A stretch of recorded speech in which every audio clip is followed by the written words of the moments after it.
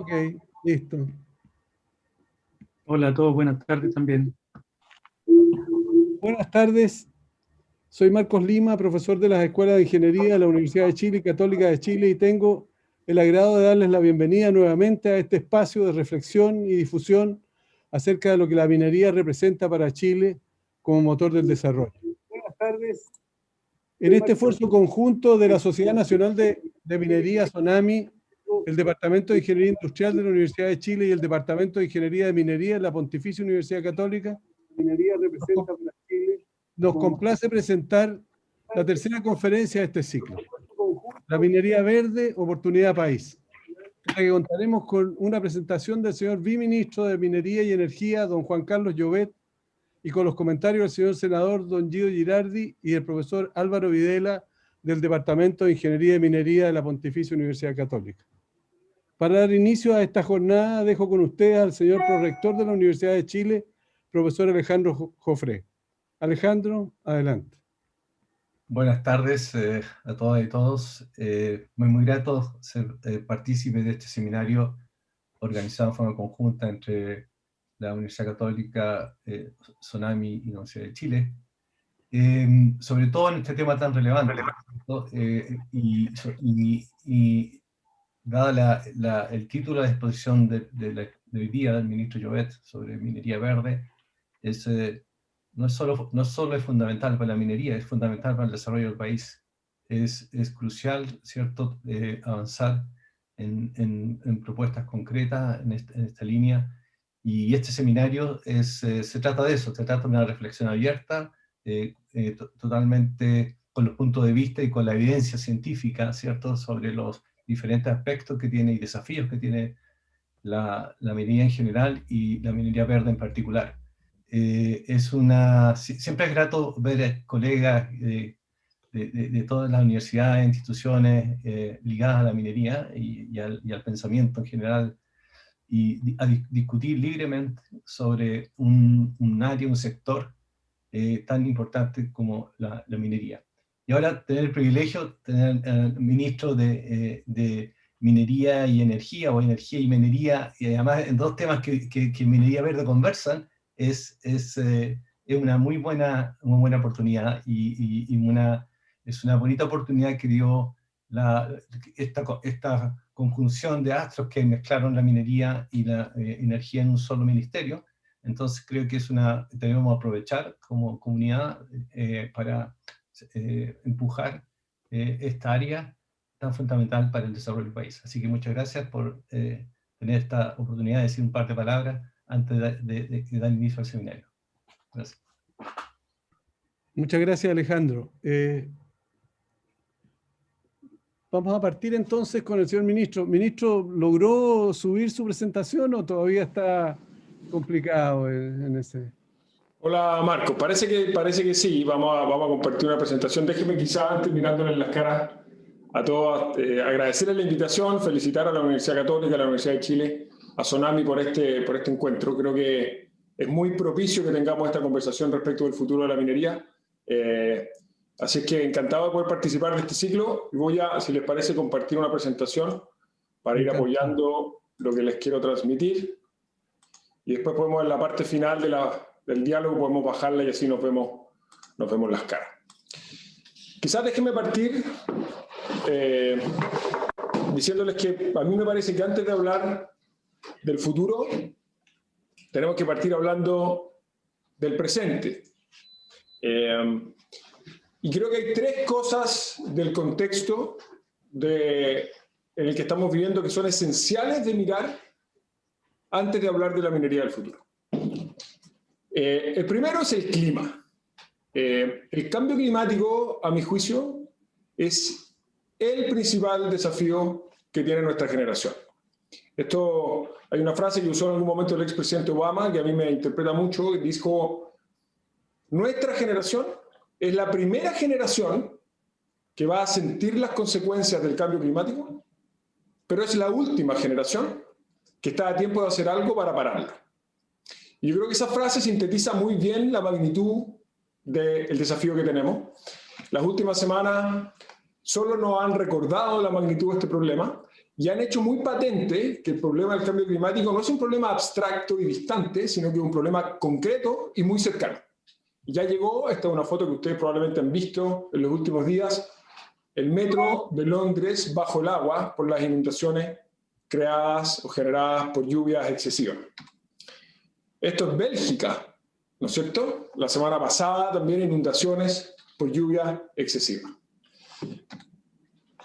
China, hace 10 días, la ciudad bajo el agua, ¿no es cierto? Estados Unidos, las olas de calor y los incendios que se generaron más grandes de la historia, ¿no es verdad? Y este problema, para cualquiera que haya leído de cambio climático, solo va a empeorar. Solo va a empeorar. Lo más que podemos hacer es parar el deterioro de la situación climática y reducir las consecuencias negativas que esto va a tener en nosotros, pero sobre todo en las futuras generaciones. Y este es, por lo tanto, a mi juicio, el principal desafío de justicia intergeneracional que tenemos. Es decir, el principal dilema en el cual nuestras decisiones y los sacrificios que nosotros estemos dispuestos a hacer van a tener un impacto en la calidad de vida de las futuras generaciones. Aquí está la serie de temperatura, de emisiones al lado izquierdo y de temperatura al lado derecho. Esto ustedes lo conocen bien. Ya estamos más de 1 grado centígrado sobre la temperatura de la Tierra antes de la era industrial.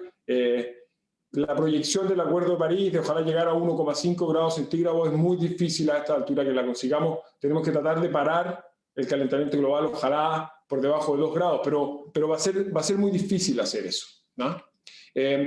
Para sintetizarlo, hoy día estamos con nuestra atención puesta en el COVID, por buenas razones, porque está generando enorme sufrimiento, destrucción, pérdidas de vida humana, pero la pelea de fondo, aunque no estemos concentrados ahí hoy día como necesitamos, es el cambio climático. Y este tema voy a volver a él en el futuro, de la presentación, pero mi mensaje principal, si hay un mensaje que yo quiero dejar instalado hoy día en esta conferencia, es que sin minería no vamos a poder parar el cambio climático, que es el principal desafío que tenemos como generación. Segundo dato de contexto, la sociedad. Chile, lo saben bien, no voy a gastar mucho tiempo en esto porque no tenemos suficiente tiempo, pero Chile está en un proceso de transformación social muy profundo. Tenemos enormes desafíos en los años que vienen, de repensar muchas formas en que hacemos muchas cosas, en que nos relacionamos, en lo que nos expresamos, en que hacemos empresa, en que hacemos política, en que hacemos sociedad, ¿no es cierto?, que hacemos ciudad. Y la minería está inserta en este contexto. La minería, quizás por razones históricas, por razones culturales, por razones geográficas, porque opera muchas veces en zonas remotas, tiende, a mi juicio, a volcarse hacia sus propias operaciones. Como dice un amigo mío, los mineros se van para el cerro, ¿no es cierto?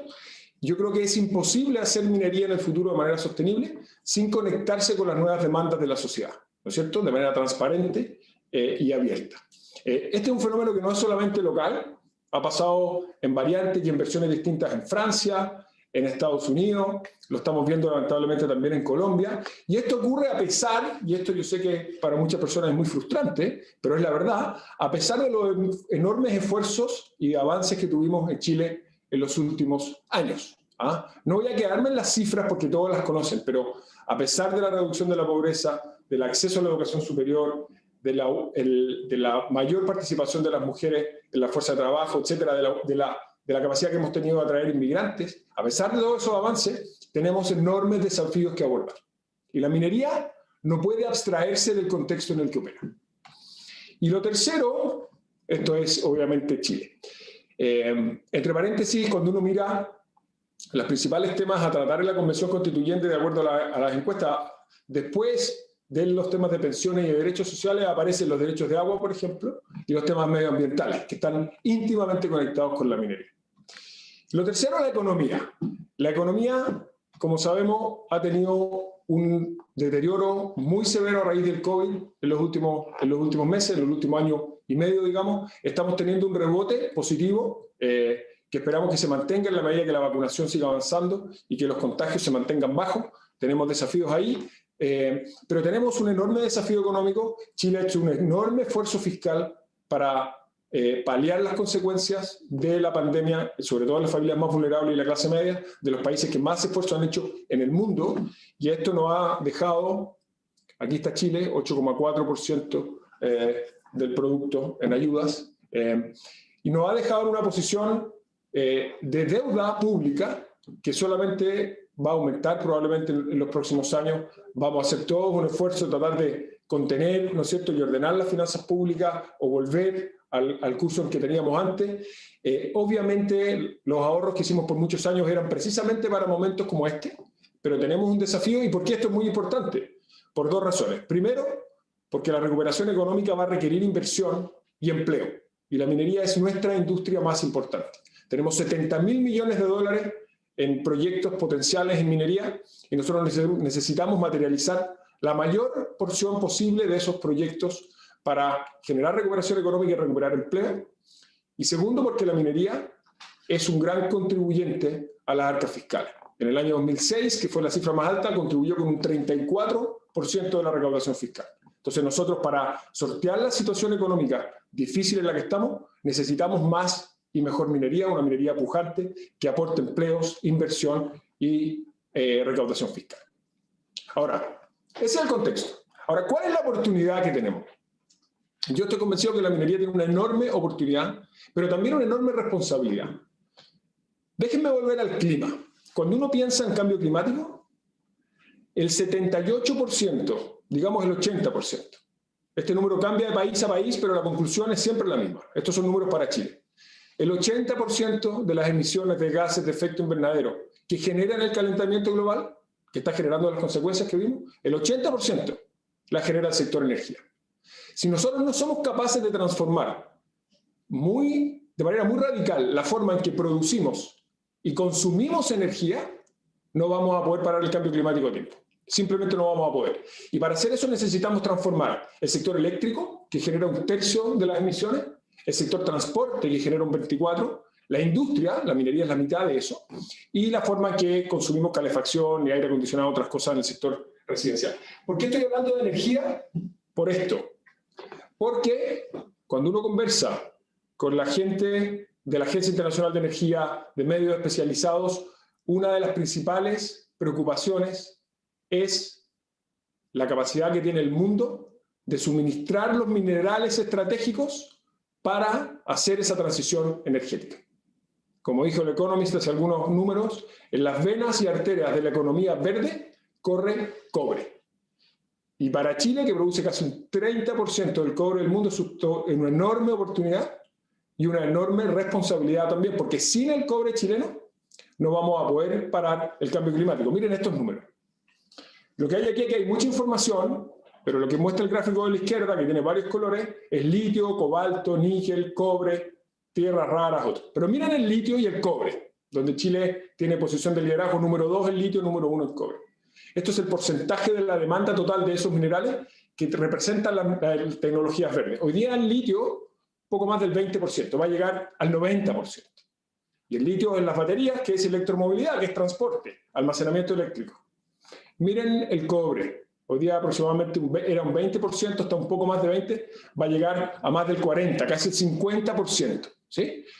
Y miren el crecimiento al lado derecho de los distintos minerales en distintos escenarios de carbono neutralidad. Lo importante es que esto se va a multiplicar entre 4 y 6 veces la demanda del mundo por minerales. ¿Sí? Entonces, para decirlo de otra manera, la transformación del sector energético que se necesita para parar el cambio climático es imposible de hacer sin estos minerales. Y dado el rol que tiene Chile en esas industrias de esos minerales, es imposible parar el cambio climático, es así de simple, sin la minería chilena. Aquí esto solamente confirma lo mismo, los principales minerales usados en las distintas energías limpias, en autos eléctricos versus autos convencionales, 4 veces más cobre. En centrales de generación eléctrica, en viento, en sol, ¿no es cierto?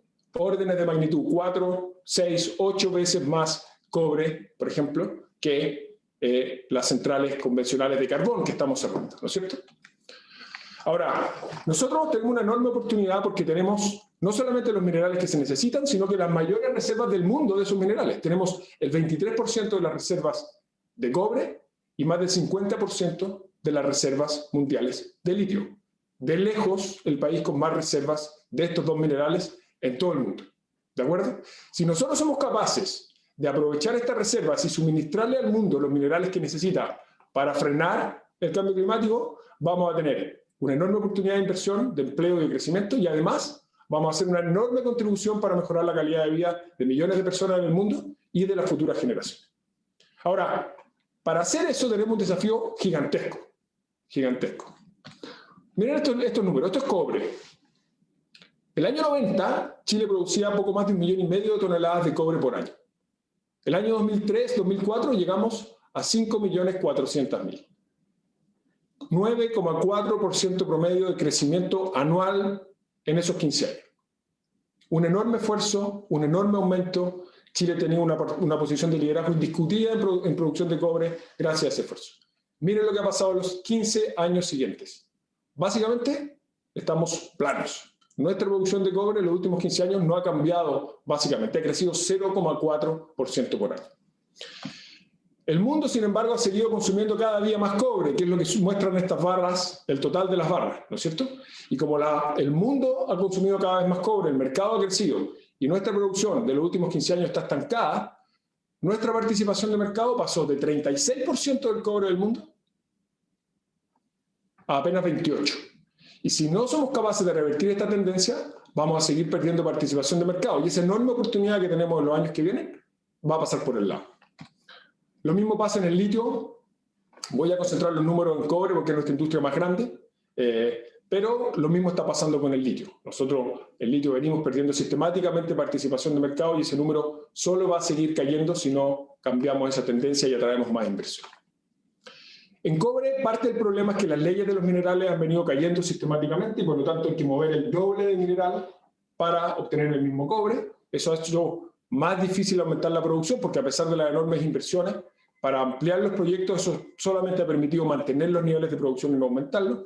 Los costos han aumentado de manera sistemática. En los últimos años, después que terminó el superciclo, algo se revirtieron, pero obviamente Chile ha ido perdiendo su ventaja de costos en materia de cobre al menos, respecto de otros países, y tenemos desafíos enormes hacia el futuro.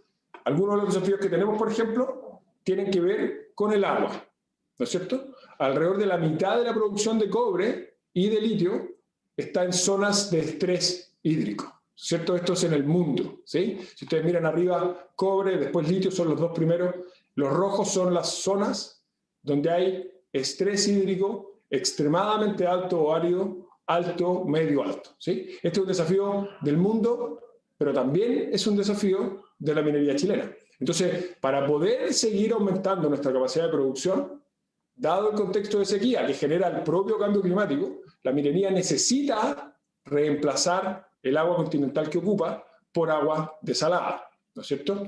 Y se están haciendo avances muy importantes. Las proyecciones que hay es que a fines de esta década, casi un 60% o más del 50% del agua que ocupa en la minería probablemente va a tener origen de agua de mar. Tenemos hoy día ya 15 plantas desaladoras en zonas de estrés hídrico que están suministrando agua, en muchos casos a las faenas mineras. Hay 11 más en distintas etapas de desarrollo. Nosotros necesitamos aumentar nuestra inversión en plantas desaladoras para combatir el estrés hídrico, abastecer a la minería, liberar el agua continental para otros usos, y esto de nuevo requiere mucha inversión y requiere estabilidad en las reglas del juego. Un breve paréntesis, hay un proyecto que propone que el agua desalada, una vez que alguien hizo la inversión y la desaló, se convierte en un bien nacional de uso público, ¿no es cierto? ¿Quién va a construir una planta desaladora si el producto de su esfuerzo y su inversión pasa a ser un bien público, ¿no es cierto? Entonces, tenemos desafíos enormes, pero tenemos que hacer las cosas bien para poder abordarlos de buena manera. Otro ejemplo, energía renovable. El sector minero es el principal consumidor de electricidad de nuestro país. Consume aproximadamente un 30% de la electricidad de Chile. Y miren cómo ha ido aumentando sistemáticamente el porcentaje de la energía renovable que ocupa la minería, ¿no es cierto? Nuestra proyección es que de aquí a un par de años, aproximadamente el 50% de la electricidad que ocupa la minería va a ser energía renovable. Eso va a ser esencial para poder retirar las centrales a carbón, como venimos haciendo aceleradamente. El cronograma de retiro de carbón lo hemos acelerado en gran medida gracias a la migración que ha hecho la minería hacia energía renovable. Eso es otra prueba de cómo estos dos sectores, energía y minería, se retroalimentan. La minería no solamente tiene que reducir su huella de carbono en el consumo de electricidad, necesita reducir su huella de carbono también en el consumo de diésel de sus camiones mineros. Déjeme darle un número, y Diego Hernández, que está ahí, después me puede corregir, o Marco si estoy equivocado. El número que yo tengo en la cabeza es que en la minería hay aproximadamente 1.500 camiones mineros, de distinto tamaño, algunos más grandes, algunos más chicos. Número grueso, 1.500. Y ojo con este número. Un camión minero de estos grandes quema cada hora 200 litros de diésel. 200 litros de diésel por hora, 1.500 camiones. Eso es una huella de carbono gigantesca. Y el mundo está cada vez más sensible a la huella de carbono de los productos que consume. Y por lo tanto, esa huella de carbono de la minería la tenemos que reducir. Y una de las grandes oportunidades para hacer eso es el hidrógeno, que se produce, como ustedes saben, con electricidad renovable. Entonces la minería tiene también que reemplazar ese diésel por otras alternativas como el hidrógeno. Y no solamente va a ser un beneficio para la minería, que baja su huella de carbono, sino que también es una oportunidad para la minería de demostrar que su impulso, la demanda de la minería, puede ayudar a dar crecimiento y a que crezca con fuerza una industria con un enorme potencial como la industria del hidrógeno. La minería tiene, y lo está haciendo aceleradamente, que incorporar más tecnología e innovación, ¿no es cierto? Hoy día ya tenemos 7 de las 18 principales faenas mineras del país tienen centros integrados de operaciones, desde los cuales se están ya en operación o en desarrollo, desde los cuales se operan de manera remota los camiones, chancadores, cargadores, y que permiten varias cosas: un uso más eficiente de los recursos, primero; 2, una mirada integrada de las operaciones, no por distintas etapas del proceso de forma aislada; 3, por ejemplo, mejores condiciones laborales para las personas que trabajan en esas minas y por lo tanto facilitan el acceso de más mujeres a la minería, ¿no es cierto?, porque hacen más compatible la minería con su calidad de vida. Y la hacen más competitiva, ¿no es cierto? Entonces necesitamos incorporar más tecnología y más innovación. Ahora, ¿cómo avanzar, Marco? Y con esto quiero cerrar. Hay muchas otras aristas en materia de relaves. Estamos actualizando la normativa de relaves para hacerlos más seguros, entre muchas otras cosas. Lo que yo creo que nosotros tenemos que hacer es tener una visión, y esto es muy simple, pero es bien importante, una visión compartida y transversal de qué minería queremos tener en el futuro. Y yo creo que, por lo tanto, que los espacios como este son muy valiosos. Lo que está ocurriendo en el Senado, en el marco de la discusión del royalty, en los congresos que ha organizado la Comisión del Futuro del Senado, donde el senador Girardi tiene un rol muy importante de minería verde, el proceso participativo de la política nacional minera, que esperamos dar a conocer en algunas semanas más y que fue fruto del trabajo de miles de personas durante 2 años, va a ser también un insumo muy importante. Nosotros tenemos que ser capaces de tener una visión compartida de qué minería queremos tener en el futuro. Una minería más cuidadosa al medio ambiente, que hace una contribución más importante a las arcas fiscales y al empleo y a la inversión. Una minería que hace la contribución que necesitamos y que podemos hacer a frenar el cambio climático. Y eso requiere diálogo, requiere acuerdos, pero también requiere rigor, análisis de los datos, mirar buenas experiencias internacionales, no legislar en 140 o 280 caracteres, sino que hacer las cosas bien, ponernos de acuerdo y después trabajar juntos, sin importar el color político del gobierno de turno, en materializar esa visión, porque yo creo que esconde una enorme oportunidad para Chile, para las regiones mineras y para que nuestro país haga una enorme contribución al planeta en los años que vienen. Así que gracias por la invitación, lo voy a dejar ahí y podemos abrir la conversación al final.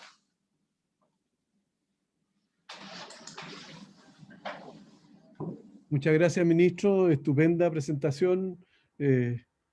No esperábamos menos de usted.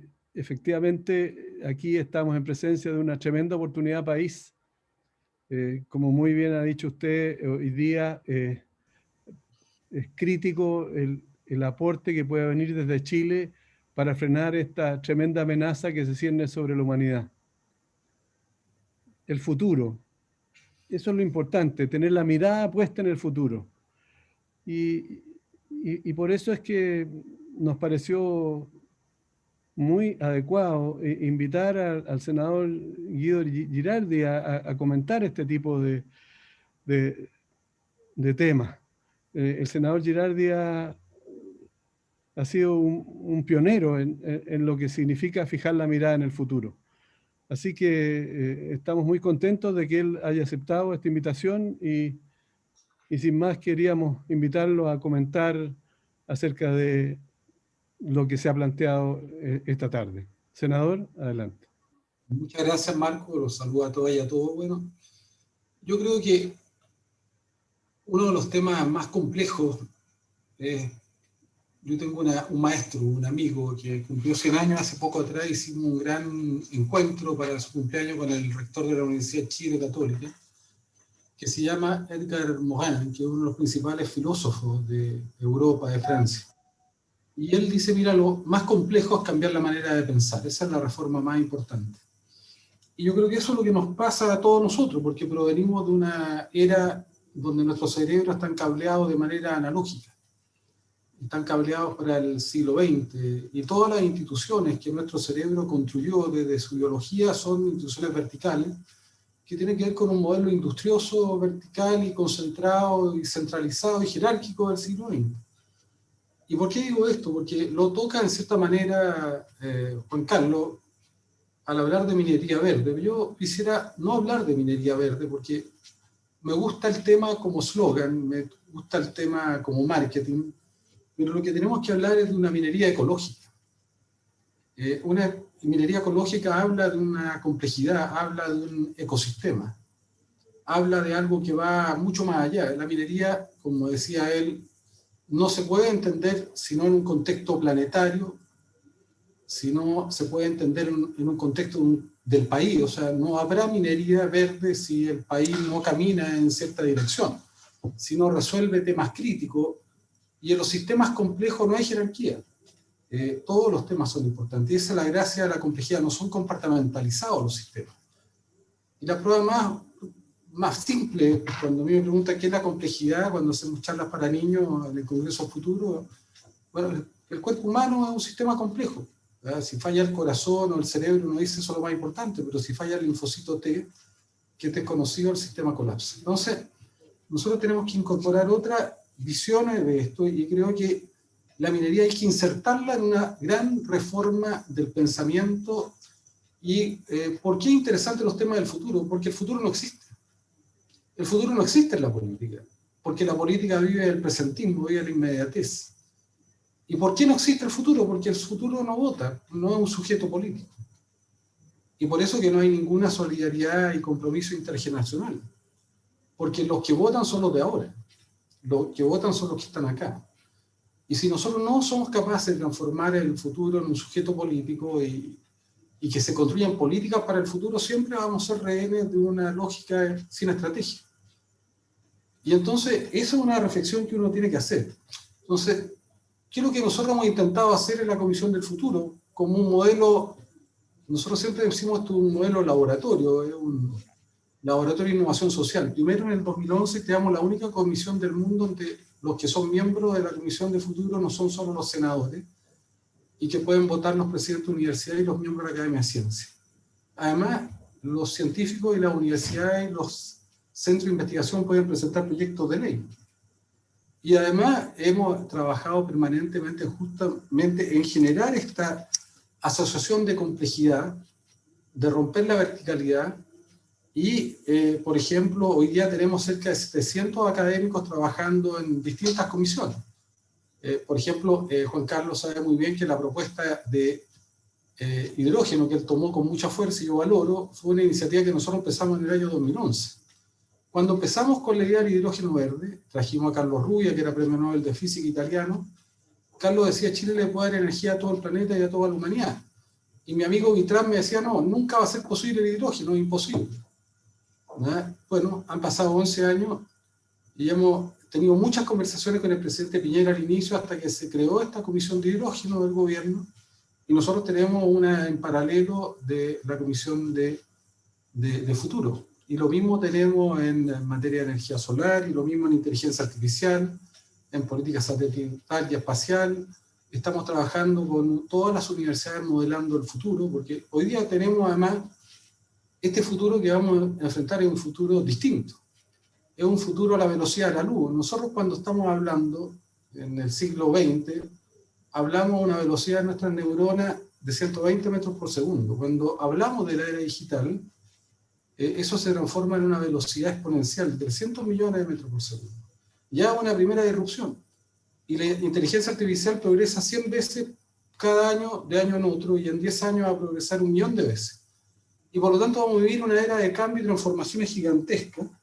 Y eso tiene que ver con otros de los temas que planteaba Juan Carlos, de cuál es el tipo de institucionalidad que requeremos para eso. Y por eso yo prefiero hablar de un modelo ecológico para entender esto. Porque la crisis del cambio climático no es per se, es un modelo de desarrollo que puso todo el énfasis en el crecimiento infinito, en el crecimiento ilimitado. Yo diría, si uno tiene, y mira, cuáles son los valores fundamentales de la humanidad y de los seres humanos que mueven el planeta, que mueven no solo la economía, que mueven nuestras vidas, no son la solidaridad, no son la colaboración, es el crecimiento, es la competencia, es el individualismo. Yo creo que ahí hay un tema central que si nuestra humanidad no es capaz de cambiar eso, difícilmente vamos a lograr cambiar. Pero finalmente la crisis climática es la venganza a la Tierra, como en cierta manera se ha planteado y lo ha planteado James Lovelock, que es tal vez uno de los que inició todo este movimiento en los años 80 y las advertencias sobre el cambio climático. Entonces, yo primero creo también que nosotros somos esta sociedad vertical que tenemos que transitar a una sociedad distinta. Hoy día, uno podría decir, en el siglo XX, la inteligencia, que era la responsabilidad de la democracia, era construir inteligencia, y se podía construir desde una lógica concentrada, desde la inteligencia que estaba radicada en los parlamentarios, en los gobiernos, en los partidos políticos, en la tecnoburocracia que acompañaba eso. Pero hoy día ya no es así. Esa inteligencia lineal no sirve, esa inteligencia no es abarcativa. Y esa inteligencia hoy día no responde a la necesidad del siglo XXI, porque además estas instituciones se vaciaron de inteligencia. No está la inteligencia, y hoy día está en la sociedad, está distribuida, y todo hoy día está distribuido. Por eso yo ponía el ejemplo el otro día de decir, mira, pero eso es con todo. Las energías del siglo XX son verticales, son elitistas, era el petróleo, el carbón. Los medios de comunicación son verticales, era el teléfono, era la televisión. Hoy día todo está, hay una deconstrucción de lo vertical, no solo en la política, en todos los aspectos. Hoy día ya no tenemos una energía vertical, tenemos una energía horizontal, que son las energías renovables. Hoy día las comunicaciones no son verticales, no hay un emisor. Hoy día las comunicaciones están en las redes, son totalmente distribuidas. Y el mundo que vamos a ir es un mundo distribuido, y eso tiene implicancias también en el rol de la sociedad y en el rol de la democracia, que tiene que adecuarse a construir inteligencia a partir de una inteligencia que está distribuida, y por lo tanto las instituciones verticales que tenemos no nos sirven, ni los partidos, ni cómo está diseñado. Y parte de la crisis que se hacía ilusión de los populismos emergen porque nuestro mundo no tiene respuesta. Entonces yo inserto en esa mirada la reflexión sobre cómo se tiene que desarrollar una minería que tiene que dejar de ser tan vertical, o de las políticas en general que tienen que ser mucho más distribuidas, que tienen que ser políticas más colaborativas, que tenemos que tener encadenamientos no solo productivos, sino encadenamientos ecológicos, encadenamientos tecnológicos, encadenamientos sociales, porque esa es la única manera. O si no, si no tienen legitimidad los procesos, no van a ser viables. Podemos tener la mejor de las tecnologías, pero si la minería sigue transformándose como en el signo negativo de la sociedad, yo creo que no va a haber viabilidad para la minería. La minería tiene que concentrarse y entender que tiene que ser parte de una oportunidad sentida como parte de la construcción de una nueva empatía y una nueva colaboración en la sociedad. Además, yo creo que Chile tiene un rol gigantesco. Yo creo que Chile hoy día tiene una misión, y yo lo he planteado respecto al hidrógeno. Chile le podría dar energía a toda la humanidad. Chile podría ayudar a resolver la crisis del cambio climático. ¿Por qué no? Porque si tenemos los recursos, si tenemos el desierto más irradiado, es lo que dice Carlos Rubias. Carlos Rubias, este premio Nobel, decía, mira, con un pedazo del desierto de Atacama, de 300 kilómetros por 300 kilómetros, ustedes pueden generar la energía que necesita todo el planeta. Y hoy día con la tecnología, eso lo decía hace 15 años atrás, cuando empezamos el Congreso Futuro, hace 11 años.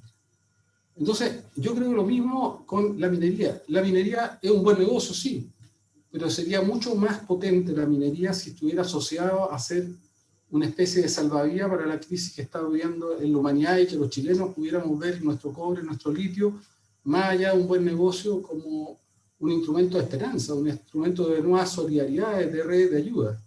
Claro, porque todos los indicadores nos dicen que el mundo va para allá. No solamente porque los autos eléctricos usan 80 kilos de cobre y un bus cerca de 400 kilos de cobre, no solamente porque la energía, las mismas redes, que ya no son verticales, porque para darle energía a carbón tú tienes sistemas verticales, pero para la energía renovable van a necesitar sistemas transversales, porque son energía distribuida, van a necesitar mucho cobre.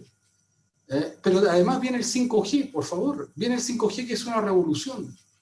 Viene Internet de las cosas, van a necesitar millones, miles de millones de dispositivos que van a tener cobre. Y además, algo que a mí me parece que Chile tiene una oportunidad gigantesca, que es que el mundo del futuro, el gran poder, así como Internet y son los datos, la nueva estrategia de poder geopolítico son las redes de nubes. Y las nubes van a ser los principales consumidores de energía en el 2050, que van a consumir la mitad de la energía del planeta y se van a necesitar cantidades gigantescas de energía y de cobre. Entonces, yo creo que si uno se pone en ese escenario y dice, bueno, pero ¿cuál es el rol de la minería? Y para mí el rol de la minería no solo que sea un buen negocio, sino como ayuda a resolver un problema de la humanidad. Y cómo nosotros entendemos que como este es un ecosistema, hacemos que la minería ayude a traccionar a Chile, dado que es su principal recurso estratégico, cómo transformamos este recurso natural no renovable en un chasis renovable para el futuro de Chile y para el futuro de la humanidad. Entonces, yo me pongo en esa reflexión y digo, entonces, la minería, ¿qué significa esta minería ecológica y esta minería verde? Y que además tiene la minería se ganó la lotería, Chile se ganó la lotería. Imagínense, tienen la minería y al lado el desierto más irradiado del planeta. Eso, yo les digo, eso ocurre muy pocas veces. Son circunstancias excepcionales.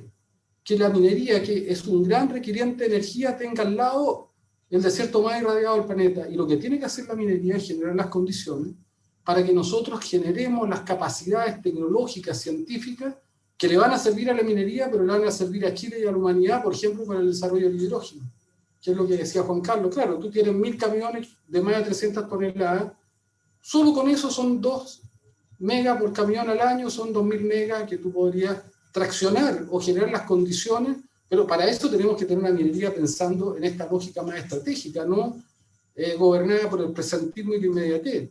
Entonces yo me imagino una minería que es parte de este ecosistema, que es parte de este proceso colaborativo con los territorios, con la universidad, que es parte de una visión de un proyecto país común compartido, donde yo, cuando hable de la minería, no me sienta solo orgulloso, como se sintieron los chilenos orgullosos cuando se nacionalizó el cobre, sino que me siento orgulloso y siento que la minería es un camino de esperanza, de soluciones y de combate al desastre más profundo que está viviendo la humanidad como nunca ha vivido, porque no solamente esta es la generación que tiene en sus manos el destino de la humanidad, pero nosotros somos una especie que, producto de nuestras acciones, estamos poniendo en jaque y amenazando la existencia de la humanidad. Y cómo uno puede poner la minería como concepto y a Chile al servicio de eso. Yo creo que Chile tiene que tener una marca.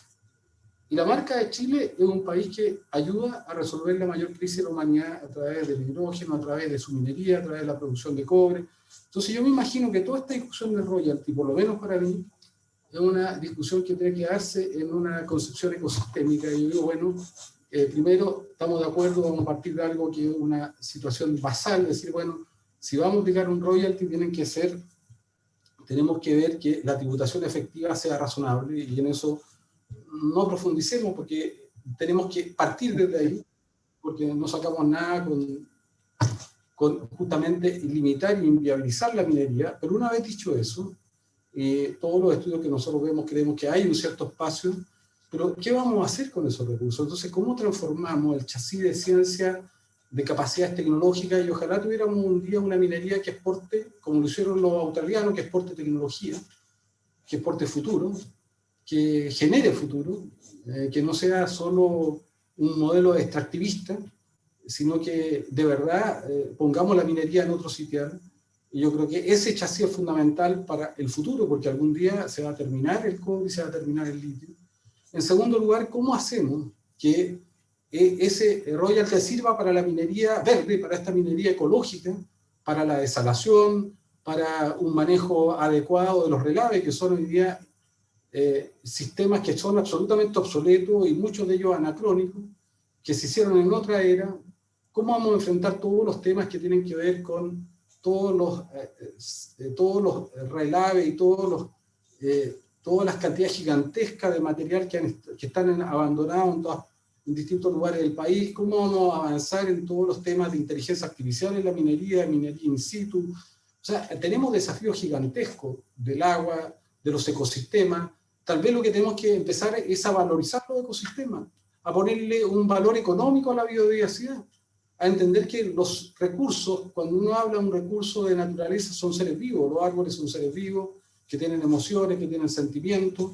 Bueno, eso es lo que dice la ciencia hoy día. O sea, tenemos que pasar a otra lógica, a otra escala, y tal vez la naturaleza tiene que ser también un sujeto político que considere la política así como el futuro, porque si no, nos estamos destruyendo. O sea, yo creo que tenemos que tener otro modelo de desarrollo que no sea solo guiado por el Producto Interno Bruto como el gran indicador, sino que tenga indicadores de biodiversidad, indicadores de huella de carbono, indicadores sociales, que tenga otros indicadores y que tengamos un desafío. ¿Cómo podemos hacer de la minería chilena una economía circular, una economía ecológica? ¿Cómo podemos, en vez de llevar el concentrado de cobre y gastar 600.000 toneladas de petróleo para llevarlo a China, por qué no podemos desarrollar nosotros? Yo sé, algunos dicen es poco rentable, pero es un error estratégico. Deberíamos tener Chile, debería ser el líder mundial de fundiciones a hidrógeno. ¿Por qué no? ¿Por qué no nos planteamos esos desafíos? ¿Por qué no pensar en grande? ¿Por qué no? Porque además una parte de la economía circular tiene que ver con reciclar metales, con reciclar, por ejemplo, el cobre. Y si tenemos fundiciones, podemos plantearnos otros desafíos. Les quiero poner una anécdota. Nosotros teníamos mucho interés en el hidrógeno y contactamos a una empresa que me parece que interesante, del acero, que es la capa. Entonces, le planteamos hoy el desafío del hidrógeno, pero sabes que tenemos que irlo a ver a Suecia, y contactamos a los suecos, porque nos parecía interesante el uso de hidrógeno para el desarrollo del acero. Pero nos dimos cuenta después que la Universidad de Concepción tenía una tecnología de las más innovadoras, y nosotros estábamos mirando en Suecia, y no nos dimos cuenta que estaba Marcela Angulo en la Universidad de Concepción con un proyecto súper interesante. Bueno, contactamos a estos mundos que no dialogan, porque como todo está compartimentalizado, entonces yo creo que hay tantas oportunidades, y no solamente en esta área. Chile tiene oportunidades gigantescas. Nosotros tenemos una comisión de acuicultura de 60 científicos. El mar chileno podría alimentar a todo el planeta, porque es el mar más productivo del mundo. Claro, no con salmones, sino con especies endémicas como podrían ser algas, como se están desarrollando congrios, se están desarrollando corvinas, que son especies endémicas en desarrollo de acuicultura. Si lo hacemos bien, Chile podría ayudar a enfrentar desafíos gigantescos. Piensen que la crisis alimentaria en los ecosistemas terrestres, por la falta de agua, por la erosión, por los aluviones, va a ser gigantesca. Los mares van a tener un rol central a futuro, y Chile tiene el mar más productivo del planeta. Yo quisiera insertar esta lógica, es decir, cómo nosotros hacemos de estas gigantescas oportunidades que tenemos en astronomía, que tenemos en data centers, instalarlo en Chile, que sea el centro mundial de data centers, en las oportunidades que tenemos en la Patagonia, en Subantártica, para modelar y para poder entender los cambios climáticos. Si uno conoce las corrientes, en la Antártica puede predecir el día que van a florecer los cerezos en Japón, y puede anticipar todo esto, pero claro, eso es ciencia. Entonces, y lo tercero, además de la minería verde, yo digo, cómo nosotros usamos el royalty para fortalecer los territorios donde se dan estos procesos mineros, territorios que generen condiciones. Entonces yo veo oportunidades gigantescas, y en eso me parece, y esa es la idea que nosotros tenemos una comisión de minería verde en el Senado de cerca de 80 personas, o más de 100 personas en realidad han participado, donde estamos tratando de generar políticas también, políticas inclusivas. Y lo que nosotros nos hemos planteado en la comisión con Yana Provost, ella dirige la Comisión de Minería y de Futuro. Tenemos un seminario, de hecho, este viernes, que nos invitamos a las 3 de la Comisión de Futuro y de Minería del Senado, es tratar de hacer una reflexión estratégica. Es decir, como decían acá, no ser no hacerlo en 240 caracteres ni en 400, sino tener una mirada estratégica al futuro de Chile y poner esta mirada en una perspectiva más global y decir, bueno, a partir de eso queremos enfrentar estos desafíos y colaborar. Nosotros con Juan Carlos hemos colaborado mucho y piensen que logramos hacer una buena ley de glaciares. No sé si Sí, me consta. a Grande le pareció que está suficientemente adecuada, pero creo que era evidente que teníamos que hacer compatible una política de glaciares con la crisis que estamos viviendo. Esto tiene una dimensión social, cultural, de todo tipo, ambiental y obligatoria, pero yo creo que se pueden hacer desafíos o plantearse desafíos muy importantes, pero yo creo que la minería tiene un rol gigantesco para Chile, pero también tiene la responsabilidad de dejar de ser una minería del siglo XX, no voy a decir, pero ya tiene una concepción anacrónica y obsoleta, y ver cuál es la minería, así como yo creo que la democracia y los partidos políticos estamos obsoletos y tenemos que adecuarnos a esta era, yo creo que también lo tiene que hacer la minería. Muchas gracias, senador. Entusiasmante escucharlo, como siempre. Su planteamiento acerca de una mirada más amplia del rol que puede jugar la minería es fundamental. Y por eso es que nuestro segundo comentarista, Álvaro Videla, siendo él profesor de la Facultad de Ingeniería de la Universidad Católica y miembro del Departamento de Ingeniería y Minería, en el cual yo también participo, puede darnos luces acerca de si efectivamente esas cosas se pueden, sobre todo en la perspectiva en que Álvaro es director del Laboratorio de Tecnologías Avanzadas para la Minería. A lo mejor también detrás de lo que hay ahí hay la misma sorpresa que se encontraron con la CAP y la Universidad de Concepción. Así que Álvaro, bienvenido a este foro. Muchas gracias, Marco. Además decir que tú también fuiste profesor mío. Eso hace una diferencia. Oye, muchas gracias por la invitación. Yo soy un apasionado por el desarrollo tecnológico y efectivamente junto con Alejandro Jofre de la Universidad de Chile, con Marcos Lima, estamos impulsando el Centro Nacional de Pilotaje porque creemos en el desarrollo de tecnología a nivel local. Y yo creo que me encantan estas oportunidades de conversar acerca de un futuro, porque tenemos que ponernos de acuerdo acerca de ese futuro que soñamos y tratar de impulsarlo en conjunto. Entonces hay algunas cosas que tenemos que tener en mente, que son desafíos, algunas limitantes que tenemos que abordar y otras que tenemos que, que tenemos que desanudar, que existen en el ecosistema. Por ejemplo, yo tengo mucha confianza que en Chile hay capital humano, hay gente para realmente ponerse metas en grande y desarrollarlas. Pero tenemos que desatar ese capital humano, no limitarlo más, sino que desatarlo. Con una ilusión, una imagen, como decía el senador, con una idea de futuro que nos una.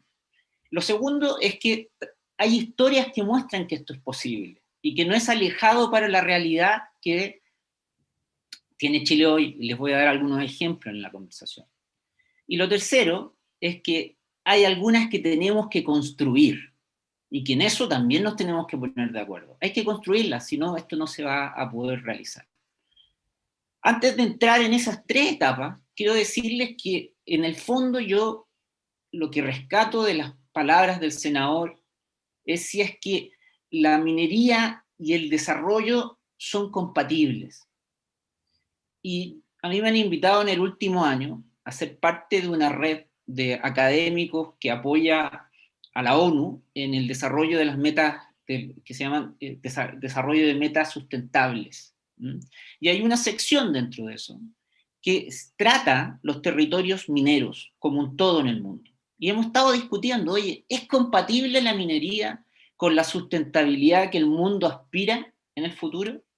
Y la verdad es que la conclusión es que si ustedes se fijan en todas las metas de la ONU, que son un ideario hacia donde nos queremos movilizar, que no haya pobreza en el mundo, que controlemos el cambio climático, que evitemos daño en la naturaleza, que construyamos infraestructura en el mundo, que todos tengan acceso a buena educación. Ese ideario, ese marco, nos permite reflexionar, y uno profundamente llega a la conclusión que es compatible. Hay cosas que tienen que ser mitigadas, es decir, algunos efectos negativos que tenemos que mitigar, obviamente, y los que tenemos que enfrentar con legislación que implique reglas iguales para todos en el mundo, y por lo tanto las mineras van a decir, bueno, si todos competimos bajo las mismas normas, no hay ningún problema. Y lo segundo es que hay cosas que hay que cambiar con tecnología, con conocimiento. Ambos desafíos notables que nos van a probablemente atraer y convocar en los próximos 20 años. Vamos a estar discutiendo mucho esto en profundidad. Obviamente que la solución no es fácil, pero es difícil para un país como Chile, y creo que en eso vamos a estar todos de acuerdo, mirar hacia el lado y decir que esto no nos convoca porque la minería tiene un rol relevante en nuestra economía. O sea, no nos imaginamos de aquí a 20 o 30 años que se haya abandonado el auto eléctrico. El auto eléctrico es una demanda, y esa demanda que está ahí de la humanidad nos tira a nosotros para poder entregarles los materiales con los que son el corazón del auto eléctrico, el cobre y el litio. O sea, no podríamos estar mejor asentados para los próximos 30 años. Pero esa oportunidad, entonces, se topa con estas cosas que tenemos que desanudar. Primero, por ahí el ministro mostraba que la demanda va a crecer enormemente. Y nosotros hoy día producimos 5 millones de toneladas de cobre fino, más o menos, eso. Y hemos estado así estable. Pero eso no es culpa de la gestión ni la tecnología de las empresas mineras, que están haciendo lo mejor que pueden con las limitaciones, el decrecimiento de ley, las bajas en productividades. Han aumentado la intensidad de inversión, han mejorado las tecnologías y su eficiencia. Aún así no podemos producir más de 5 millones de toneladas de cobre fino. Entonces, si uno se va a abrir los datos y va a encontrar que ahí hay un desafío. El desafío natural es cómo hacemos más con menos productividad. Y un tema importante ahí es la intensidad energética. En Chile, para poder producir cobre, en los últimos 10 años se aumentó en 60% el promedio de kilowatt hora por tonelada que se requería. 60% en 10 años. No crecimos ni una tonelada más, pero consumimos 60% más energía. Entonces, si nosotros quisiéramos mantener nuestra proporción de mercado en ese mundo que va creciendo en demanda de cobre, y que hablábamos de 4 por o 6 por, significa que tendríamos que aumentar enormemente, para igual tecnología de hoy, enormemente la capacidad de energía instalada en el país. Una oportunidad para que esa capacidad de energía instalada sea renovable. Pero también un desafío para la industria, porque la industria no solo puede conformarse con que instalemos esa capacidad de energía, porque es un esfuerzo nacional, es un esfuerzo de los privados, del erario público, sino que también es un esfuerzo para confluir y tratar de meter conocimiento para disminuir ese consumo energético en una forma significativa, ¿no? En 2%, 3%, ponerse una meta, 30%. En Australia ya existe un Ministerio de Eficiencia Energética, no solo de energía, sino que hay una comisión que es tripartita, gobierno, privados y academia, en donde llevan y trazan en detalle las eficiencias energéticas de todas las industrias. Bueno, acá tenemos una que es importante, la minería, podríamos partir por ahí.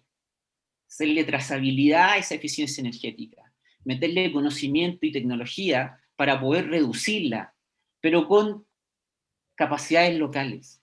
Porque el problema es que desaprovechamos esos desafíos para desarrollar nuestras capacidades locales. Voy a mostrar un ejemplo de un desafío. Yo no sé si puedo compartir, espero que sí, pero les voy a contar una historia breve. ¿Puedo compartir o no? Sí, debieras compartir sin problema. Que no me aparece acá, aquí, share screen. Voy a contarles 2 historias breves, para que veamos que los desafíos tecnológicos son oportunidades. Sucede que en Finlandia, Segunda Guerra Mundial, era el proveedor de hierro para Europa. Y Alemania se lo tomó, por supuesto, para asegurar su abastecimiento de hierro. Finlandia tenía su acerera, o sea, el equivalente a CAP, instalado en el borde con Rusia. Y por supuesto, por tema estratégico, tenían que sacarlo de ahí, porque si no, se la iba a tomar Rusia. Y la decidieron mover hacia acá, hacia el Golfo, este Golfo de acá, hacia Pori. Tenían que desarmarla y armarla. Era un desafío tecnológico gigantesco hacerlo en poco tiempo, para además mantener el abastecimiento de acero para Alemania. ¿Qué hicieron? Aprovecharon la oportunidad para no solo armarla y desarmarla, sino que cambiaron la tecnología por una tecnología incipiente que había sido desarrollada por sus científicos, que era una tecnología que utilizaba el azufre del mineral para fundir. Esa empresa se llama Outokumpu y nos vende la tecnología Flash 50 años después de eso. Y es el mayor proveedor tecnológico de ese tipo de tecnología en el mundo. Ellos aprovecharon el desafío, no solo lo instalaron y la probaron industrialmente. Hoy día Outokumpu ya no produce hierro, lo que vende son los hornos Flash. Segundo ejemplo, existe en Corea una empresa que se llama POSCO. En 1970, Corea del Sur tenía el mismo nivel de desarrollo que Chile. Era básicamente un país cuya base económica era la agricultura. Y por todas partes le decían, oye, pero trata de elaborar mejor tu alimento, porque estaban ellos en ruina en 1970, en Asia no tenían peso, no tenían volumen de conocimiento, y fíjate que la visión, solo la visión de una persona fue capaz de movilizar a ese país para instalar una acerera en un país que era dedicado a la agricultura, porque la visión que vendió a su pueblo fue de que quería ser un país industrializado para darle desarrollo a ese pueblo, y que por lo tanto tenían que construir la acerera más grande del mundo. ¿Qué hicieron? No inventaron la acería. Fueron a Japón. Japón tenía limitaciones para poder seguir creciendo en producción de acero, porque el acero al producir genera algunos elementos nocivos, y esos elementos nocivos le impedían seguir aumentando la producción de acero. Así que hicieron un acuerdo, Japón siendo el mayor productor con la mejor tecnología de producción de acero, que canceló un socio comercial e instaló una actividad en Corea del Sur. Ahí está el micrófono abierto. Es muy difícil. Álvaro, un segundo. Quisiera que por favor silenciaran sus micrófonos para escuchar al profesor. Les comentaba que el desafío era cómo sacar de la pobreza a Corea del Sur. Y Corea del Sur no tenía capacidad de desarrollar su propia tecnología, sino que se asoció con el país que tenía la mejor tecnología en ese tiempo, Japón. Instalaron una acería con la mejor tecnología de ese minuto en Corea del Sur, con un conveniente arreglo para que Japón recibiera ese acero. Al cabo de 20 años, Corea del Sur hizo mejoras en esa acería que era más eficiente, más productiva que Japón. Hoy es POSCO. Y además el gobierno surcoreano, de Corea del Sur, generó un ecosistema en torno a la acería, permitiendo que esta acería se movilizara verticalmente y generara empresas. Pero no saltaron de la acería al auto, no, los Hyundai llegaron después. Primero saltaron de la acería a fabricar el chasis del auto. Saltaron de la acería a fabricar tuercas y pernos. Después nace Samsung, después nace Hyundai. Obviamente hoy día marcas absolutamente reconocidas por nosotros, con el apoyo, por supuesto, de los privados, pero con un fuerte componente de visión de Estado, Y les voy a contar un tercer caso que es muy interesante también. Entonces, es el de Sumitomo Group. Todas estas empresas están relacionadas a materias primas y por lo tanto son muy intensas energéticamente. Este es el diagrama de desarrollo de Sumitomo Group uno de los grupos japoneses más grandes en el mundo, en torno a distintos tipos de materiales y también inversiones en cobre. ¿Y qué es lo que vemos? Vemos que Sumitomo Group no es simplemente el resultado de una empresa con un objetivo, sino que es el resultado de muchas empresas que se fueron uniendo, adaptándose a distintos objetivos. A mí me parece prudente, por ejemplo, de que Chile apueste por varias cosas que pueden integrarse en el futuro, porque no sabemos cuál es la que va a predominar. Si yo tengo que tomar el riesgo tecnológico, creo que intentaría promover que nacieran 3, 4, 10 tecnologías en el país con una fuerte componente local que tuviesen la virtud en el futuro integrarse para poder ser una compañía mucho más grande. Si estamos decididos de que son las energías renovables, que son la inteligencia artificial, como dice el senador, bueno, tenemos que entonces desatar al ciudadano chileno, al que genera tecnología en Chile. Porque los países son desarrollados no porque aumenta el ingreso y su desarrollo. Solo para ilustrar, miren, cuando yo digo que hay capacidades en Chile, pero que no se desatan, este es un gráfico que yo compartí con mis colegas del directorio del CNP, porque lo hice basándome solo en la inversión en I+D del 2020 que hicieron las empresas más grandes del mundo, en el 2020. Aquí está Samsung, esto es lo que invirtió, casi 14 billones de dólares, un poquito más de 14 billones de dólares. Alphabet, Volkswagen, Microsoft, Huawei, Intel, Apple, Roche, Johnson & Johnson, Daimler, Merck, Toyota, Novartis, Ford, Facebook, Pfizer, a quien le compramos las vacunas, BMW, General Motors, Robert Bosch, Siemens, Chile. Esta es la realidad. Si nosotros queremos desatar grandes empresas, entonces, por supuesto que con este presupuesto no podemos aspirar a grandes desarrollos. No podemos aspirar a hacer 200 cosas. Hagamos 3, hagamos 4, pero bien hechas. Obviamente que la minería en esto puede ser un motor, pero nos encontramos con una traba. La minería no genera tecnología. Eso es un error. La minería compra tecnología. Entonces, cuando hablamos de camiones y camiones en hidrógeno, la verdad es que quienes desarrollan los camiones con hidrógeno es Komatsu y Caterpillar. Komatsu, japonés, Caterpillar, norteamericano. Y ellos no te van a permitir entrar en el negocio de sus motores, porque son compañías de este tamaño. Es difícil que eso se... Nosotros vamos a tener que generar servicios pequeños, cosas aledañas, pero no vamos a liderar esa industria. Ahora, lo que sí podemos hacer es pensar que queremos ser parte de ahí y preguntarnos qué necesitamos para tener entonces un OEM, ¿cierto? En Chile, con capacidad local. Si no vamos a comprar a Caterpillar o Komatsu, entonces copiemos estrategias que han funcionado. Unámonos con OEMs que son de mediano tamaño, que son más pequeñas, que pueden estar interesadas asociándose con nosotros y ahorrarnos tiempo de aprendizaje. OEMs o empresas más pequeñas que tengan alguna tecnología avanzada y generemos políticas para que los privados en Chile tomen más riesgo, el Estado genere incentivos para que esas tecnologías lleguen a proveer a la minería.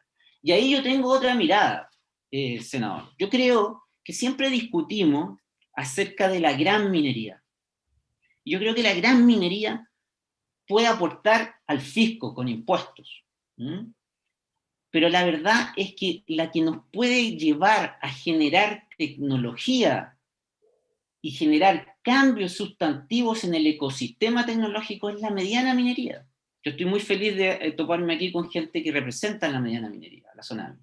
Porque ellos son los que son más, los que están solamente con una mirada local, viven en torno a la economía chilena y además tienen mayor disposición a tomar riesgos con emprendedores chilenos. Es muy difícil que la gran minería lo haga porque obviamente son transnacionales que están compitiendo en los márgenes para poder cumplir con su inversionista en su bottom line o sus resultados de línea. Hay mucha presión ahí, hay mucho riesgo, hay mucho juego, hay mucho riesgo en juego, y por lo tanto veo difícil que ellos nos ayuden. Pero eso no es desesperanzador. Por último, para cerrar y para que nos puedan hacer preguntas. Eso. Diciendo esto, hay poca inversión, pero hay capacidad humana, hay capacidad intelectual, que un país desarrollado se desarrolla porque sus personas son capaces de encontrar soluciones a problemas complejos. Esos problemas complejos pueden venir de la minería y ser un motor. Aquí lo que nos falta, básicamente, es tener estas conversaciones más ampliadas y poder generar un engranaje virtuoso, poder generar una manera en donde existan los incentivos adecuados para que esto ocurra, utilizando la minería como un motor, porque sí puede haber un país desarrollado con minería. Así lo dice Canadá, así lo dice Australia, así lo hizo Inglaterra. O sea, existen bastantes ejemplos en la historia que eso puede cumplirse. Quiero cerrar diciendo que aquí existe una tremenda oportunidad para el país en torno a la minería verde, y un desafío. Una oportunidad porque la minería verde nos permite diferenciar un producto que naturalmente es un commodity. Mira que absurdo. El cobre es un commodity, se vende en la Bolsa de Metales de Londres, pero si lo vendemos, si lo vendemos como cobre verde o cobre sin emisiones, lo logramos diferenciar. Y eso los profesores de industria, que como Marco y los que están aquí presentes, todos están a decir, oye, pero eso tiene mucho más valor, porque puedo cobrar más. Claro, puedo cobrar más cuando logre que quien lo compra me lo reconozca.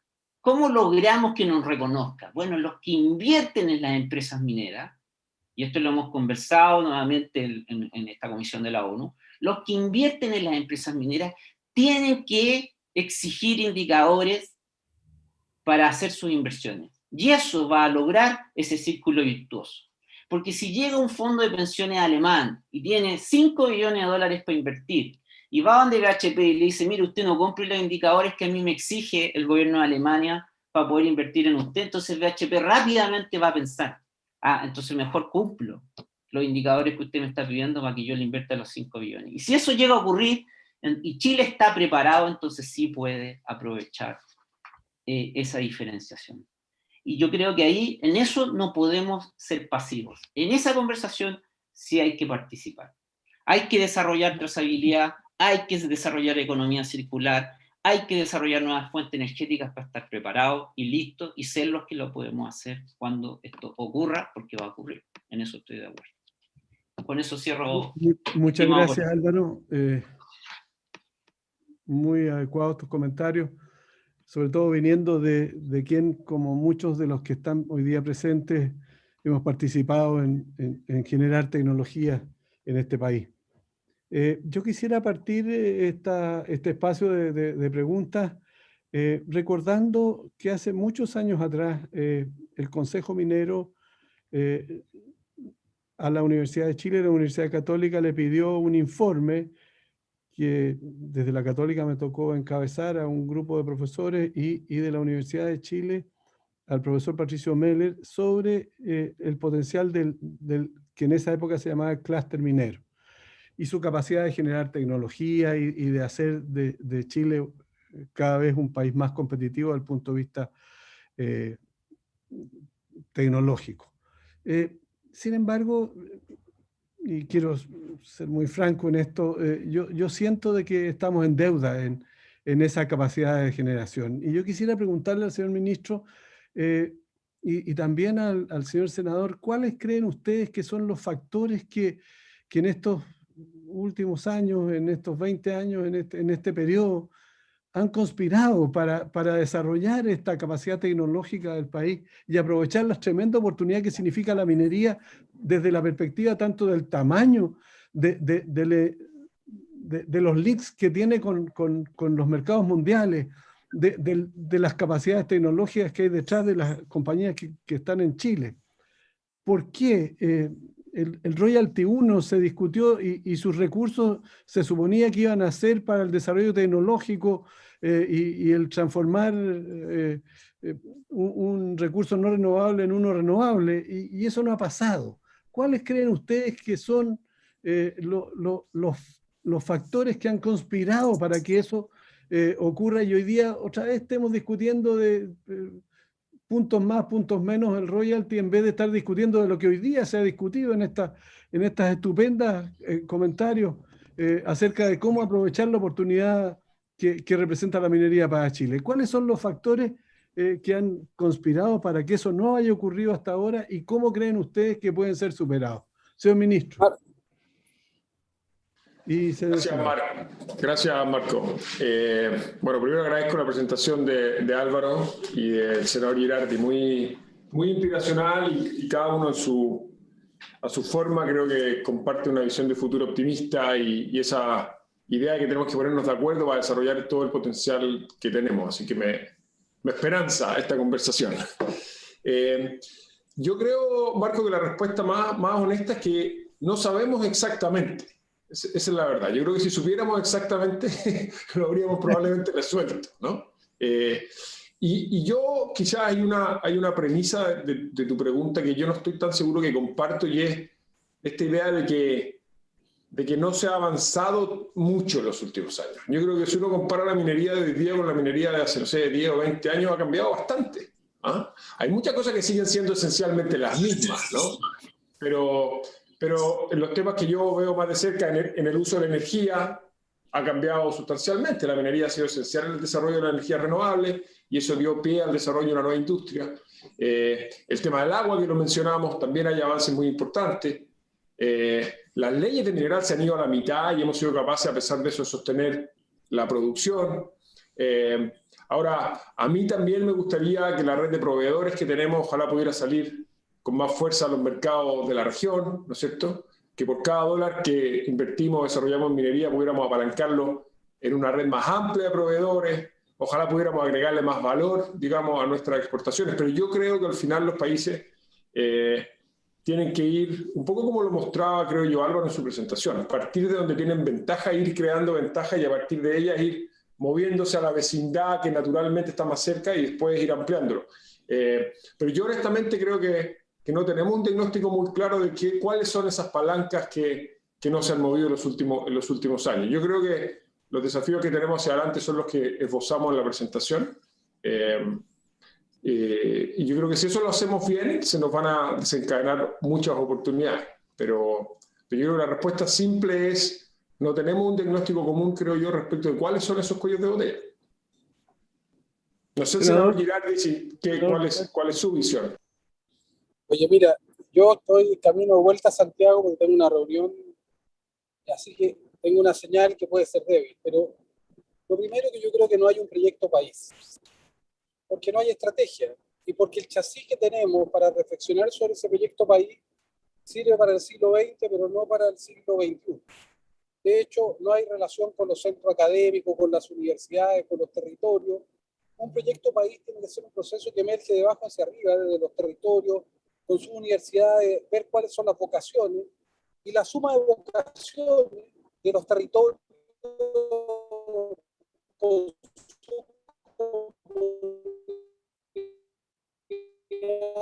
sus emprendedores, con su define el proyecto país. Lo segundo es que yo creo que hay pruebas evidentes: 4% de producto en ciencia, cuando la ciencia en vez de aumentar disminuye el presupuesto, cuando el presupuesto de educación superior en vez de aumentar disminuye, cuando teníamos 192 millones de dólares de litio que se ponen en concurso y la Corfo se lo da a empresas americanas en vez de fortalecer el chasis de universidades chilenas, quiere decir que no hay ninguna comprensión del mundo que viene y nos quedamos rehenes de un modelo productivista, extractivista, sin la capacidad de generar las condiciones. Entonces, yo creo que tenemos un problema muy estructural, que nuestro país sigue viviendo en el siglo XX como si el mundo no hubiera cambiado. Claro, en el discurso hay toda una, si uno quiere, una provocación, hay un discurso, pero que no se condice para nada de lo que ocurre en la realidad. Muchas gracias, senador. En la perspectiva de lo que se está planteando, Álvaro, ¿qué crees tú que nosotros lo hemos vivido? O sea, desde el punto de vista de las universidades, ¿qué crees tú que ha impedido lo que el senador acaba de mencionar, que es la cercanía entre la industria y la academia, que es una cuestión absolutamente crítica si es que queremos realmente salir del proceso jugando, por así decirlo, y generando más tecnología? A mí me parece una súper buena pregunta y yo lo puedo contestar de mi vida, mi experiencia propia, porque yo era de la industria y trabajé como gerente de estrategia global en una corporación australiana antes de que me pidieran volver a ser académico de la Universidad Católica hace 7 años. Así que tengo ambas miradas. Justamente el decano me pidió volver para poder unir ambos mundos, digamos. ¿Qué es lo que yo veo? Creo que, primero, la industria chilena no está preparada para la globalización.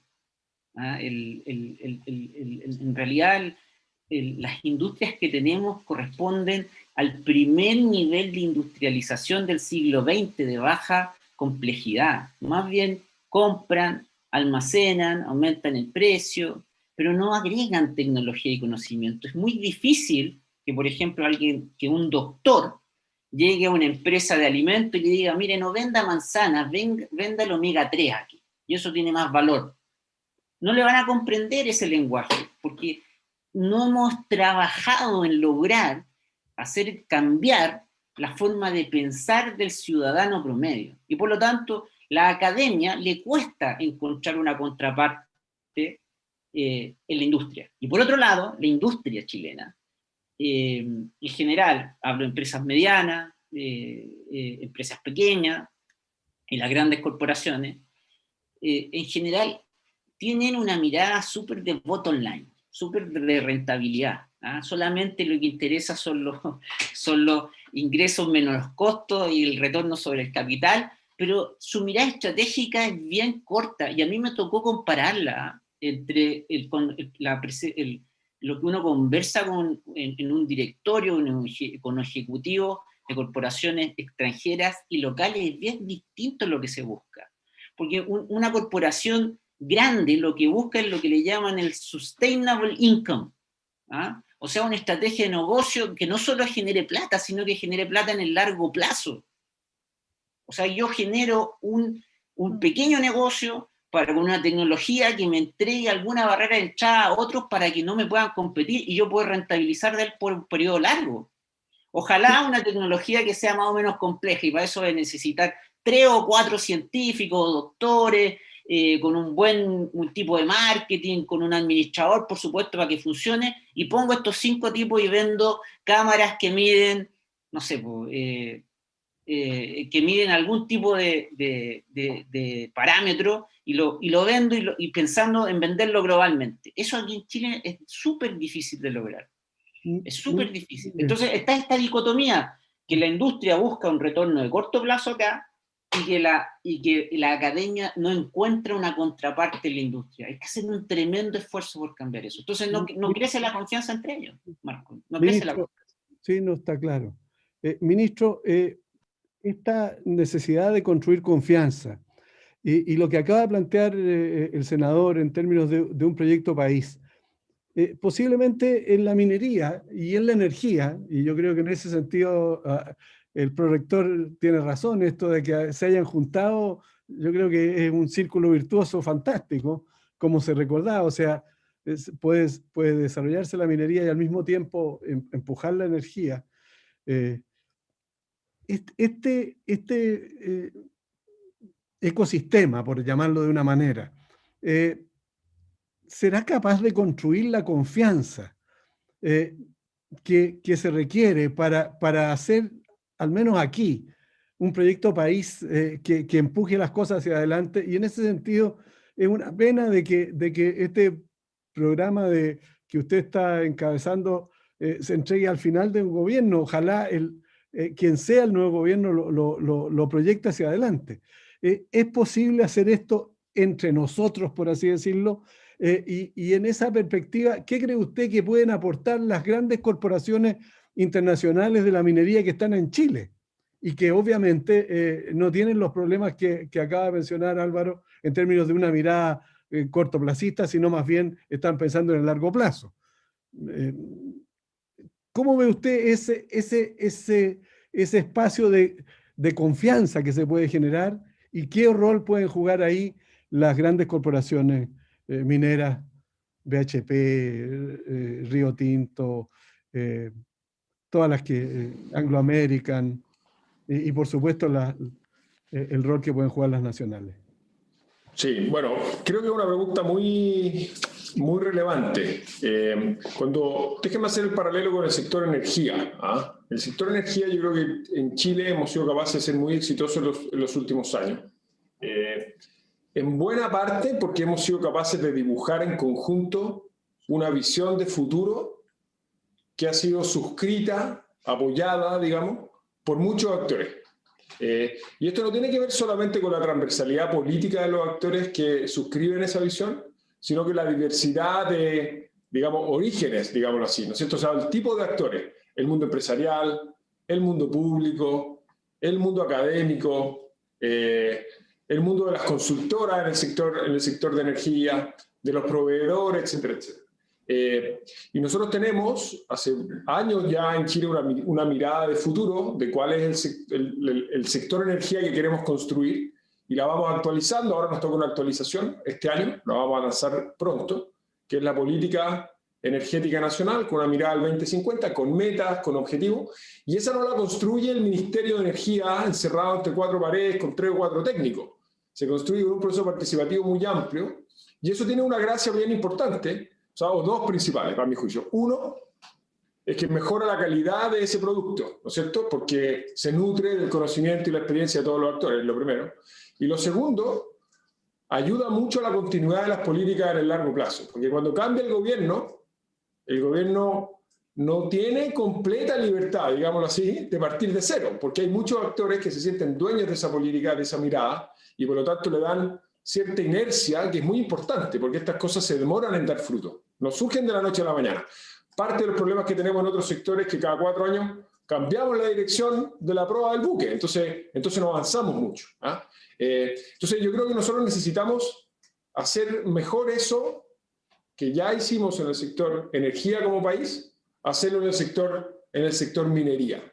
Nosotros lanzamos el año 2019 un esfuerzo por construir esa política nacional minera, que ha sido un proceso muy participativo, han participado miles de personas de distintos sectores, y ese proceso va generando una mirada común, ¿no es cierto? Va generando esta inercia positiva, digamos, y también va construyendo las confianzas. Las confianzas se construyen en muchas horas como esta, pues, conversar, intercambiar ideas, hacerse preguntas, cuestionarse mutuamente, ahí se van generando esas confianzas. Entonces yo creo que lo que está pasando en el sector minero en los últimos meses, en parte a raíz de la discusión del royalty, que lo ha acelerado y lo ha puesto más en el tapete público, pero gracias a lo que ha venido haciendo el Senado, lo que ha venido haciendo la política nacional minera, está generando esos espacios. Ahora, yo creo que las corporaciones internacionales tienen un rol esencial aquí, porque el sector minero, sobre todo la gran minería, es un sector mucho más concentrado, digámoslo así, que el sector energía, ¿no es cierto? En el sector minero hay 4 o 5, digamos, grandes compañías que concentran un porcentaje muy sustancial de la producción y de los grandes yacimientos. Entonces, lo que ellos hagan o dejen de hacer es muy decisivo en el futuro que tenga el sector. Y yo creo que ahí ya tienen varios desafíos, algunos los mencionamos en la presentación, conectarse con la sociedad en la que están funcionando, en la que están insertas. Yo siempre digo, yo creo que la gente en Chile no sabe que sin el cobre chileno el mundo no va a poder parar el cambio climático. Eso es muy obvio para los que han estudiado el tema, pero yo creo que si uno le pregunta a la gente en la calle nadie sabe eso, ¿no es cierto? Y yo creo que eso es síntoma, ese desconocimiento, de que la minería es una industria que tiende, y esto yo lo he hablado con Diego y con otros, así que no cometo ninguna infidencia, tiende a volcarse a su propia operación y desconectarse con la comunidad y la sociedad en la que vive. Y yo creo, como decía el senador Girardi, que sin esa legitimidad y sin esa historia en el buen sentido, de cuál es el sentido propósito de la minería, su sustentabilidad a largo plazo corre riesgo, digámoslo así, ¿no? Es esencial eso. Entonces eso es una cosa, conectarse con la sociedad, contar su historia con orgullo, ¿no es cierto? Y con transparencia. Y lo segundo que yo creo que le falta a la minería, o donde podrían ayudar a, digamos, generar esas confianzas, es más espacios de cooperación. Yo tiendo a pensar, y esto lo confirma mucha gente, que la minería o las mineras entre ellas tienden a operar de manera muy aislada, ¿no es cierto? Tienen una cultura un poco autárquica, porque están acostumbradas, porque operan en zonas remotas, de resolver ellas mismas sus propios problemas. Se proveen el agua, se proveen el alimento, se proveen, ¿no es cierto? Entonces, eso permea, creo yo, la forma en que se relacionan con la sociedad, pero también entre ellas. Entonces, no sé, tenemos 11 o 12 o 14 plantas desaladoras en desarrollo. Cada una para abastecer a una minera.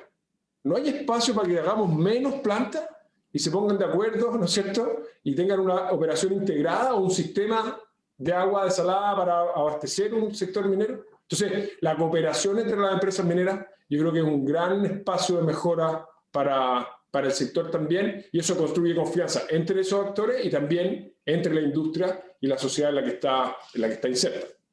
Sí, yo creo que el ejemplo que usted ha dado no puede ser más adecuado. Desgraciadamente, y indirectamente traté de participar precisamente para evitar este desperdicio de recursos que significa instalar una cantidad de plantas desaladoras. Yo viví la experiencia de hace muchos años atrás de botar recursos porque no fuimos capaces de ponernos de acuerdo entre Codelco y las compañías eléctricas de la época, y terminamos haciendo 2 gasoductos y una línea dedicada por encima. Gasoductos que hoy día están vacíos y la línea tampoco se está utilizando lo suficiente. Fueron centenares de millones de dólares. Y por lo tanto ahí, y discúlpeme, ministro, pero ahí se requiere, y yo creo que es una tarea que ustedes desde el gobierno y también desde el Parlamento se puede hacer, se requiere terminar forzando, por así decirlo, la necesidad de obligarlos a ponerse de acuerdo. Yo sé que hay una ley que ha sido muy mal mirada en otro ámbito, que es la pesca, pero no puedo dejar de recordar al ministro Longueira, que obligó a las empresas grandes y a los pescadores artesanales a ponerse de acuerdo. Prácticamente los encerró en un lugar y los forzó a salir con un acuerdo. Y yo creo que ese tipo de iniciativas a veces son necesarias para que efectivamente podamos tener una mirada más integral y más colaborativa entre las empresas, y no solo entre las empresas, sino que también entre otros actores del ecosistema. Y creo yo que ahí hay un campo fundamental. Pero el punto de partida es la confianza, y yo espero, yo no sé si hay alguna pregunta, a lo mejor alguien de... Marco, perdona que me cuelgue tu comentario, pero hay una oportunidad también en esto. Todos andan hablando de las fundiciones, y todos hablan de fundiciones hechas por privados pequeñas, de 200.000 o 400.000 toneladas. Bueno, ¿por qué no soñar en grande y coordinar desde el Estado la instalación de la fundición de cobre más grande del mundo, con los costos más bajos del mundo? Y que no sea administrada, por supuesto, por una corporación que está dedicada a la extracción minera, sino que por una corporación que está dedicada a la fundición, con la mejor tecnología del mundo, una tecnología que además puede ser mantenida y mejorada en el tiempo. O sea, se dan oportunidades justamente para lograr esas sinergias, si es que logras aunar los incentivos, o sea, ponerlo correctamente. Sí, yo no sé, yo quisiera, ya estamos en la hora, yo quisiera a lo mejor ofrecerle a alguien de la Sonami, si es que quisiera hacer alguna pregunta a nuestros invitados. Álvaro, Merino, Diego. A ver, déjame Diego. Primero, muy interesante la conversación de hoy día. Creo que la pregunta de fondo es ¿qué minería quiere Chile? Si quiere una minería cuyo único objetivo es pagar impuestos, es un escenario. Tal vez el escenario del pasado, el escenario del siglo XX. O si quiere una minería que esté, como está hoy día, integrada a la economía nacional, con todas las virtudes que eso tiene y con un potencial de poder, como se ha planteado hoy día, seguir aumentando esa relación entre Chile, el desarrollo económico de Chile y la minería nacional. Y esa es el gran dilema que de alguna manera se ha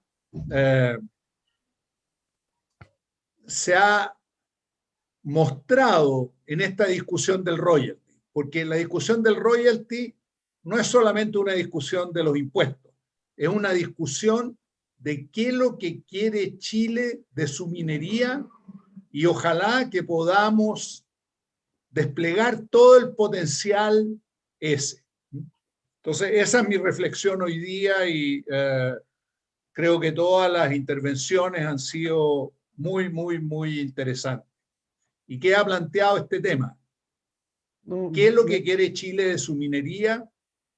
¿Cómo quiere aprovechar el potencial de la minería para el desarrollo nacional?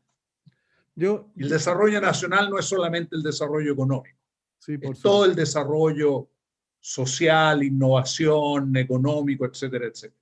Sí, yo quisiera, para cerrar, ofrecerle las palabras al cierre al señor ministro, si quiere hacer algún comentario adicional, y agradecerles a todos su presencia hoy día en esta interesantísima conversación.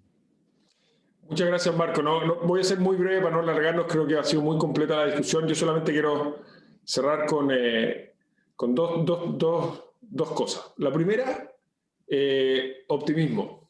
Optimismo. Yo creo que estamos en una época en que a veces lo que prima es el pesimismo, la capacidad que tenemos de identificar los problemas, las cosas que nos faltan. Yo creo que no tenemos que ser complacientes, pero tenemos que ser optimistas. Yo creo que Chile, en el mundo que viene, de enormes desafíos, hay enormes oportunidades y Chile tiene un enorme potencial para poder capturarlas si hacemos las cosas bien. Eso es lo primero. Y confianza en el futuro. Yo creo además que la gente necesita también esa mirada optimista respecto del futuro. Y los que tenemos posiciones de liderazgo en la academia, en cada uno de su lugar tenemos capacidad de influir en ese clima. Y en esto hay algo de profecía autocumplida. Cuando creemos que podemos hacer las cosas y hacer las cosas bien, eso de alguna manera ayuda a que efectivamente ocurra. Y lo segundo, que ser optimista y confiar en el futuro no es lo mismo que pretender resolver los problemas de manera simplista. A veces yo creo que hay algunas voces que creen que las cosas se arreglan con soluciones rápidas, ¿no es cierto? Con un proyectito de ley muy corto por aquí, un slogan por allá. Yo creo que tenemos que resistir la tentación de eso, del facilismo. Esto es un desafío y una oportunidad gigantesca, pero es compleja, requiere mucha cooperación, mucho trabajo muy duro, mucho rigor. Pero yo creo que si somos optimistas y hacemos las cosas bien, con rigor y administrando esa complejidad, tenemos una enorme oportunidad y espacios como este son esenciales para que podamos dibujar esa visión común de futuro que hemos hablado y materializarla. Así que gracias nuevamente por la invitación, un abrazo a todos y felicitaciones a los organizadores por el evento. Muchas gracias, ministro. Bueno, yo quisiera despedirme de ustedes e invitarlos a la próxima sesión que será en agosto, con un tema tan interesante como este. Yo quisiera agradecer especialmente al senador Girardi, que sabíamos que estaba en sus labores, pero se dio el tiempo para estar con nosotros. Y Marco, mira, un comentario final. Yo quiero tomar lo que decía Diego, porque es lo que yo pienso. No hay una minería compartamentalizada como un proyecto aislado. O la minería es parte de un ecosistema país y eso se acompaña de un contexto, de un chasis, no solo para la minería, sino para todas las grandes oportunidades que tiene Chile, para repensar nuestra manera de vincular la academia, la ciencia, con los territorios, con la minería, con las actividades productivas, si al mismo tiempo no tenemos capacidad de hacer ordenamiento del territorio, que tiene que ver con lo que yo decía, de definir democráticamente, de abajo hacia arriba, cada territorio, las vocaciones de desarrollo y definir cuáles son los requisitos que requiere cada vocación. Es evidente que la minería es una inmensa vocación, pero hay que definir, bueno, cuáles son los requisitos institucionales, de recursos financieros, de ordenamiento territorial, etcétera, etcétera, que eso requiere. Y a mí me parece muy importante, como se señalaba también, motivar la mediana minería, porque yo creo que hay mucho más posibilidades de flexibilidad, hay mucho más oportunidades de pequeños laboratorios de exploración en las medianas minerías y que tengan que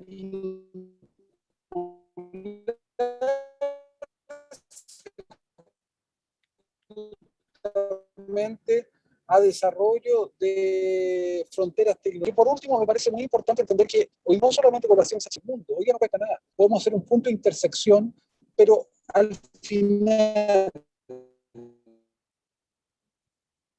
Por eso, parece que te perdimos. Bueno. Yo creo que lo que se requiere es un corto plazo y que la minería y por la chilena valor como una nueva solidaridad para enfrentar los grandes desafíos que tiene la humanidad. No solamente un buen negocio, tiene que tener una dimensión altruista, tiene que haber una épica para que esta minería tenga un sentido de identidad, de sentido país, que nos enorgullezca a todos porque estamos colaborando a enfrentar no solamente los problemas de desarrollo integral de Chile, sino también los desafíos que tiene la humanidad, y Chile lo puede hacer. Y por eso yo digo pensar en grande. Estoy de acuerdo. ¿Por qué no pensar en fundiciones de hidrógeno no solo para Chile, sino para toda la región? Y colaborar así a una mejor humanidad y también al desarrollo. Muchas gracias, senador. Bueno, les reitero nuestra invitación a la próxima reunión de este foro que hemos organizado junto con Tsunami, la Católica y la Chile. Así que buenas noches y muchas gracias. Gracias, Álvaro, también por